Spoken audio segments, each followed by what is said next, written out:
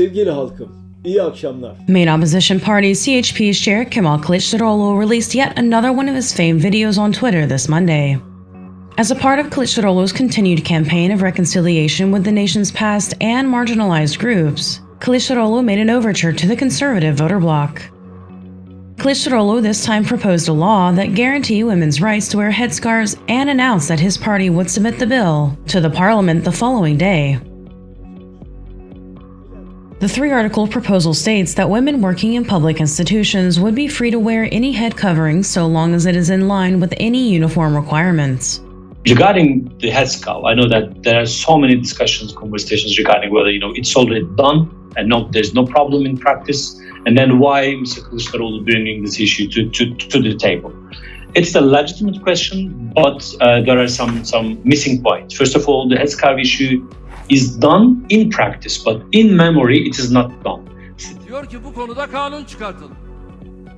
President Erdoğan struck back at his party's group meeting saying, he says, let's introduce a bill. The bill he intends to introduce is both insufficient to grasp the entirety of the matter or to resolve it. As a matter of fact, it could even serve as a basis to introduce new bans. Since he brought this matter up, let us then respond with an even stronger offer and propose that the right to wear headscarves should be enshrined in the Constitution. And the headscarf issue shouldn't be isolated from the overall, state-centric domination of the civil life in Turkey. And this is the ideal one, but it cannot be done by only a constitutional amendment. Turkey needs a new constitution for it. Head coverings have a long and controversial past in Turkey and for the longest time were banned in any public institution. It first became an issue in the 1960s when women were first allowed to attend Imam Hatip vocational schools that trained Turkey's imams.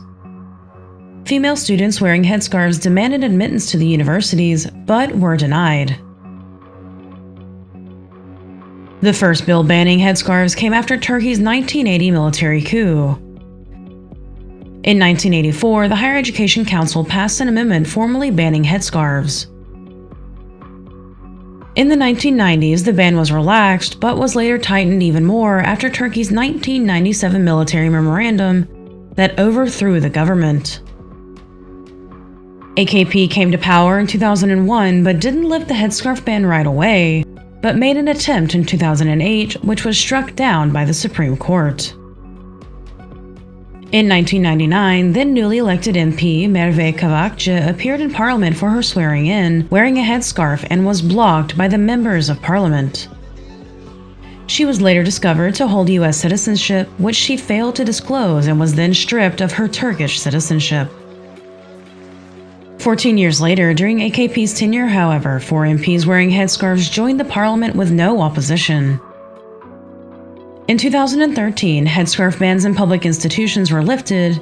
But headscarf issue shouldn't be isolated from other, the broader civil liberties about the role of dictating state's own ideology to the public. It may be, conservatism, it may be, hardline secularism, or whatever you call it. And that's why the state should withdraw itself from civil liberties.